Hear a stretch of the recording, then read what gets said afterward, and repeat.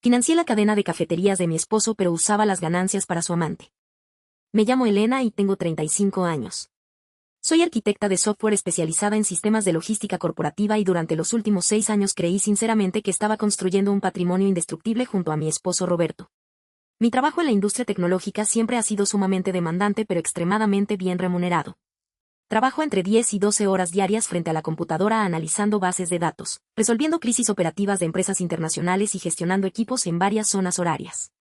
Cuando Roberto me planteó la idea de abandonar su empleo mediocre en ventas para abrir una red de cafeterías de especialidad, no dudé ni un segundo en apoyarlo.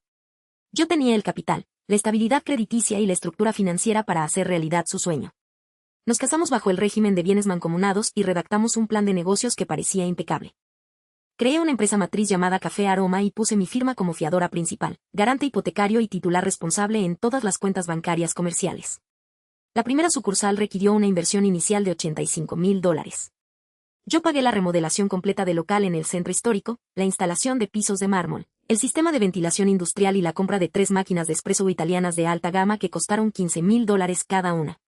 Roberto era la cara visible del negocio, la persona carismática que contrataba a los baristas y negociaba con los proveedores de grano local, mientras yo permanecía en la sombra pagando las facturas, administrando las nóminas desde mi laptop durante las madrugadas y asegurando los créditos comerciales. El éxito fue inmediato.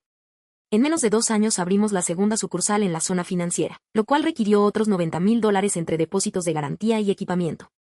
Para el tercer año, inauguramos la tercera sucursal en un centro comercial exclusivo. Mientras el negocio crecía, mi vida personal comenzó a deteriorarse de manera silenciosa.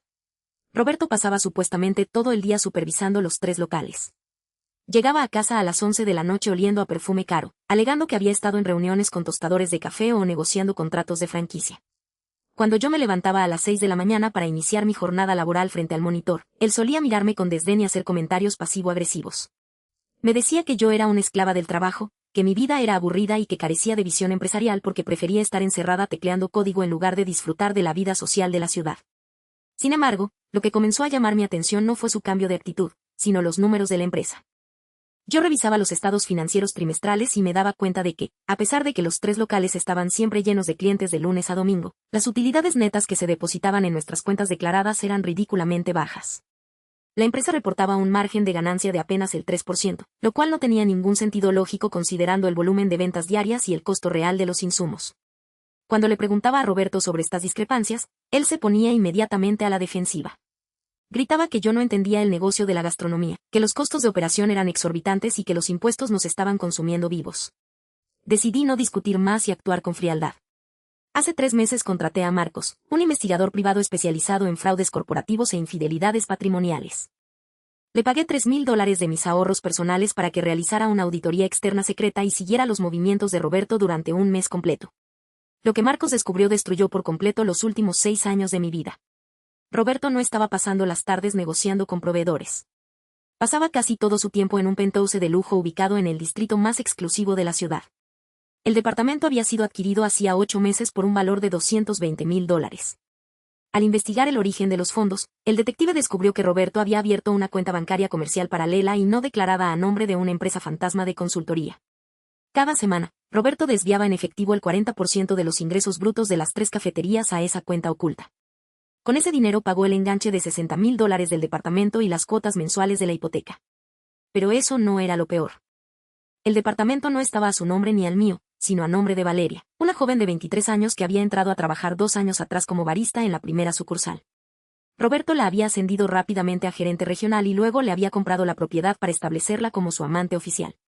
Marcos me entregó un expediente de más de 100 páginas con fotografías en alta resolución, extractos bancarios filtrados y copias de conversaciones de texto respaldadas de la cuenta de Roberto. Leer esos mensajes destruyó cualquier rastro de piedad que pudiera haber en mi corazón. Roberto le escribía a Valeria frases desgarradoras de burla hacia mí.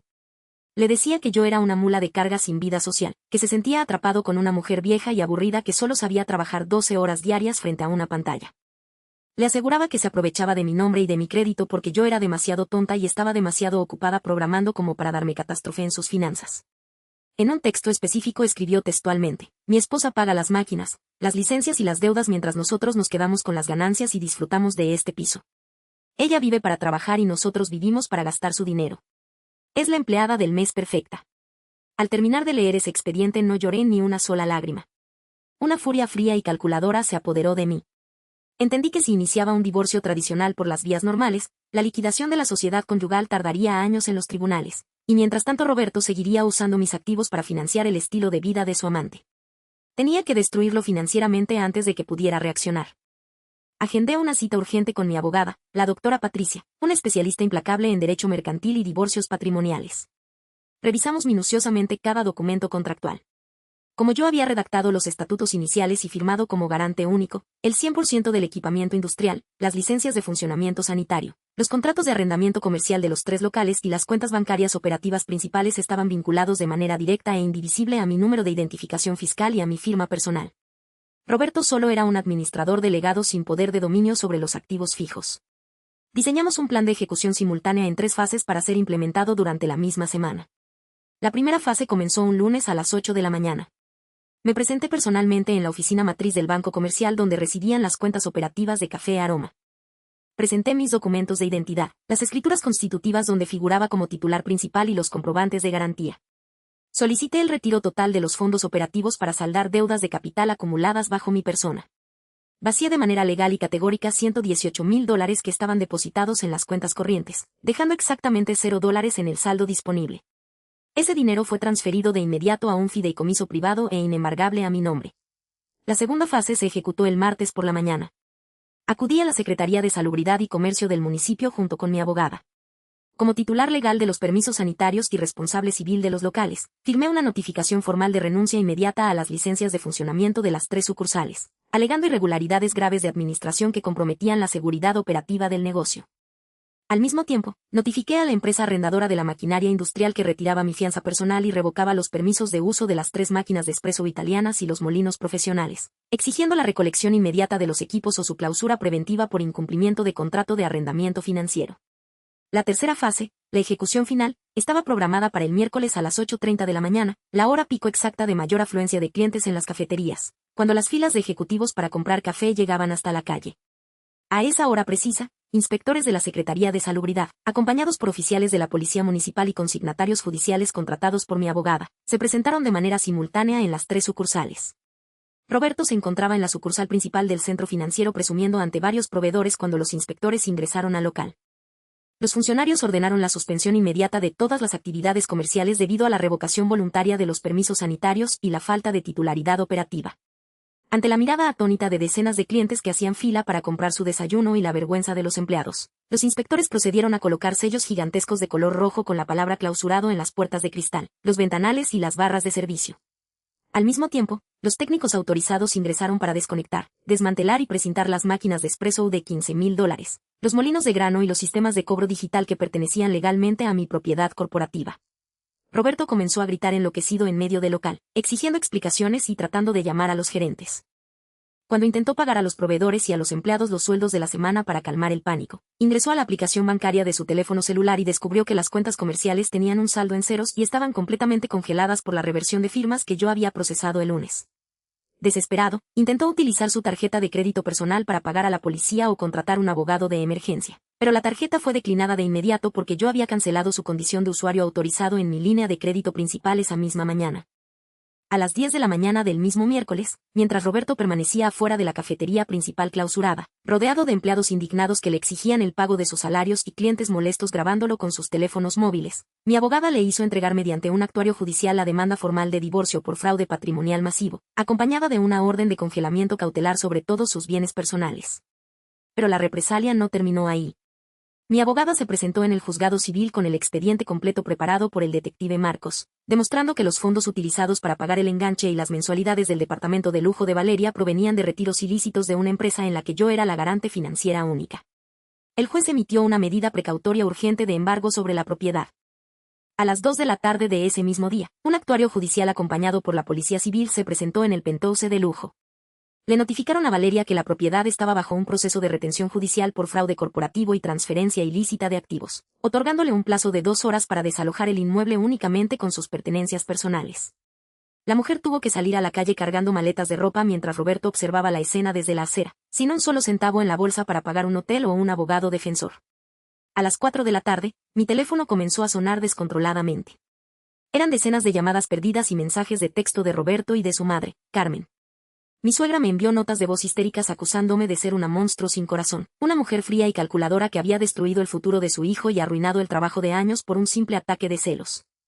Me decía que Roberto había cometido un error menor pero que yo no tenía derecho a humillarlo públicamente ni a dejarlo en la calle como a un perro. Bloqueé el número de mi suegra inmediatamente. Luego abrí los mensajes de Roberto. Pasó de enviarme amenazas de muerte y promesas de llevarme a prisión por supuestamente robar el dinero de las cuentas, a enviarme mensajes patéticos de súplica 2 horas después. Me escribía que Valeria no significaba nada para él, que la relación había sido un desliz pasajero, que estaba durmiendo en el asiento trasero de su auto porque no tenía dinero ni para pagar un cuarto de motel, y que por favor retirara las denuncias y me devolviera el control de las cuentas bancarias para poder reabrir las cafeterías y pagar las multas municipales. No le respondí ni un solo mensaje. En lugar de eso, le reenvié a su correo personal una captura de pantalla del mensaje en el que me llamaba la mula de carga trabajadora e inútil que financiaba su estilo de vida, junto con una nota simple que decía: la empleada del mes ha renunciado a su puesto y ha liquidado la empresa. Que tengas una buena vida. En las semanas posteriores, el colapso financiero de Roberto fue absoluto y definitivo. Al no poder reabrir las cafeterías debido a la falta de licencias y al retiro de la maquinaria, los propietarios de los 3 locales comerciales rescindieron los contratos de arrendamiento por incumplimiento y procedieron a demandarlo por daños y perjuicios y saldos vencidos. Los empleados formaron un sindicato temporal y le interpusieron una demanda laboral masiva por impago de salarios y liquidaciones no cubiertas. Como la empresa estaba a su nombre en la parte administrativa pero los activos pertenecían a mi fideicomiso, los acreedores y proveedores se lanzaron directamente contra sus cuentas personales vacías y sus bienes futuros. Durante el juicio de divorcio, mis abogados presentaron la prueba pericial contable que demostraba la desviación sistemática de fondos para la compra del departamento de la amante. El juez falló totalmente a mi favor, otorgándome el 100% de la liquidación de los activos restantes, disolviendo el vínculo matrimonial sin derecho a pensión compensatoria para él y ordenando la ejecución de un juicio penal paralelo contra Roberto por el delito de fraude comercial y falsificación de firmas en estados financieros. Para poder evitar la cárcel por las demandas laborales acumuladas y los adeudos con el fisco, Roberto tuvo que vender su vehículo personal a precio de remate, liquidar sus pocos objetos de valor y mudarse al garaje de la casa de su madre en las afueras de la ciudad, donde actualmente vive trabajando como empleado demostrador a comisión en una tienda de abarrotes de barrio. Valeria lo abandonó a los 3 días del desalojo, en cuanto se dio cuenta de que no le quedaba un solo centavo ni propiedades a su nombre. Por mi parte, vendí legalmente toda la maquinaria industrial que había recuperado a otra cadena de cafeterías emergente, obteniendo más de $40,000 netos que sumé a los $118,000 rescatados de las cuentas bancarias. Con ese dinero pagué las asesorías legales, saldé cualquier compromiso pendiente y remodelé por completo mi propio departamento. Hoy en día continúo trabajando en mi carrera como arquitecta de software, pero ahora lo hago con una tranquilidad absoluta que jamás había experimentado. Trabajo en mis propios horarios, viajo cuando quiero y disfruto del fruto de mi esfuerzo sin tener a un parásito al lado que se burle de mi trabajo mientras consume mi dinero. Mi vida volvió a ser completamente mía y no me arrepiento de absolutamente nada.